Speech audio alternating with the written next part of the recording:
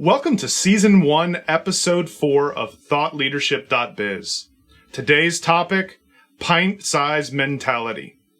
You should see the face of this dude from England that I speak to periodically.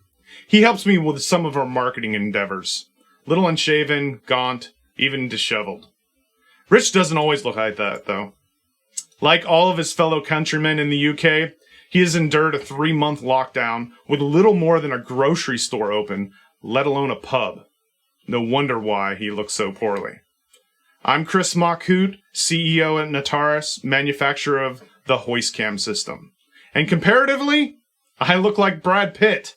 I get that a lot.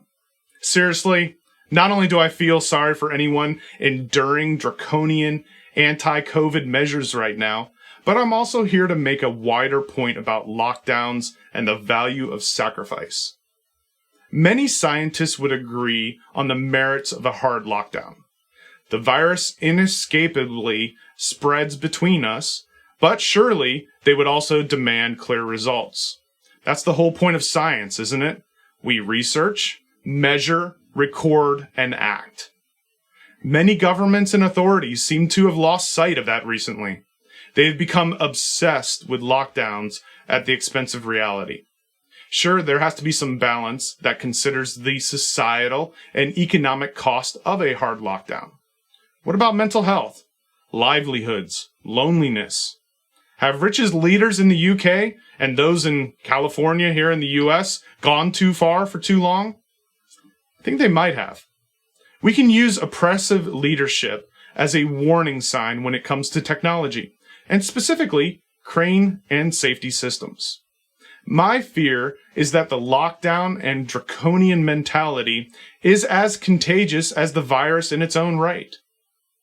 It'll catch on to the point where we're employing measures and giving instructions with restrictions in mind without an end purpose. Anyone who knows me knows that I'm a big fan of technology. Look at my company if you're in doubt. I'm a tech geek, damn it, and I'm proud of it too. Forget the movie star looks and the razor-sharp wit, James Bond charm, and a second-to-none business acumen. I'm really at my happiest when I'm having my head in a computer, really, and trying to apply technologies to life problems. When I get some time off of work, I talk about material handling, cameras, and technologies. Tech rules. But I never apply technology for technology's sake. There has to be a point of it. Its implementation must make us better, faster, cleverer, safer, and more productive is ultimately what we're going for. Otherwise, there's no point. In the first episode of this podcast series, I tackled a myth that our cameras are there to check up and pry on workers. As I said, we've had many crane operators look at our systems at trade shows, and they're shocked by the clarity of the image, the ease of use, and the extent to which they can utilize it for their own work. But they sometimes wonder if there's a catch. There's not. I can't be sure that everyone thinks about it like that. I'll give you an example. I was at a product of another manufacturer the other day. It's not a camera per se.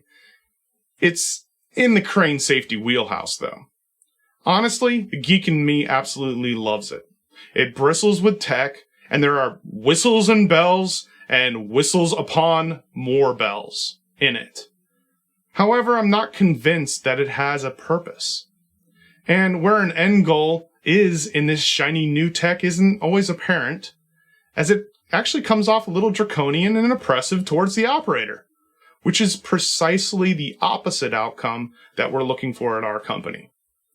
I'll explain. For a start, this product openly measures thousands of data points. Really? Thousands? Sure, there's a way of narrowing that down a bit. The marketing literature that then goes on to explain that the product has a positive impact on cycle time, overtime, even crane demobilization. It points to crane cycle time reduction of up to 50% and overtime reduction of 5 figures a month. Put yourself for a moment in the boots of a crane operator at the start of a shift. The site manager walks over. You think you're going to get a pat on the back for climbing the ladder of your crane after the shift, sitting up there in the clouds, making perfect pick after perfect pick. Oh, this is nice of the boss, you think? Then wham! He sits you down with news that management thinks there's a 50% productivity gains to make over the coming weeks. We're putting this piece of wizardry on your crane, they say. It's going to tell us every time you look out your window or have a cup of coffee. And if this magic box tells us you're not working efficiently, we'll get someone else to drive the crane. Can you imagine the negative impact introducing such technology has? And what's the point? Look, we don't even put volume in our camera systems. Why? Because we can't? No. We could add it in our sleep. But our research says that in many cases, especially in Western markets, a microphone would conflict with existing communication systems.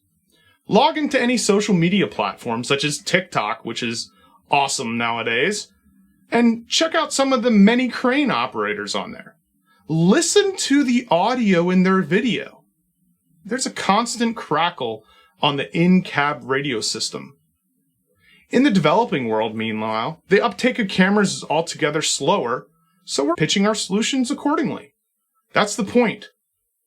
It's not about applying science and technology and the results that they give you at the point of use.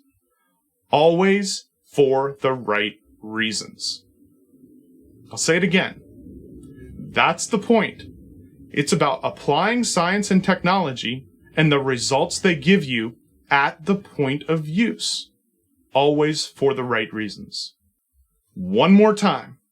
I'll say it again. It's not about introducing technology for technology's sake. The mission we're showing with perseverance is to tackle ongoing ignorance that heavy equipment operators are as safe and productive as possible when they're working in the blind. They are not. Life on Mars, eh? Mars? Certain lockdowns mean we can't even put a man on the street. I hope my mate Rich from England gets a pint soon. When he does, it might mean we can return ourselves to the hotbed of the UK construction market, where there does seem to be some general consensus that placing the eyes of a crane operator anywhere on the job is a good thing. It's not rocket science. I'll drink to that.